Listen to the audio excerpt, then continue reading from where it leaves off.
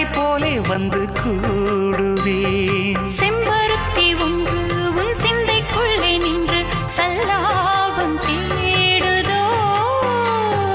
சங்கமங்கள் கண்டு உன் அங்கங்களில் இன்று செந்தேனும் ஓடுதோ. இன்பங்கள் என்னென்று சொல்ல வார்த்தை இல்லையே. இன்றைக்கும் என்றைக்கும் இனி பிரிவில்லையே. சொல்லவா சொல்லவா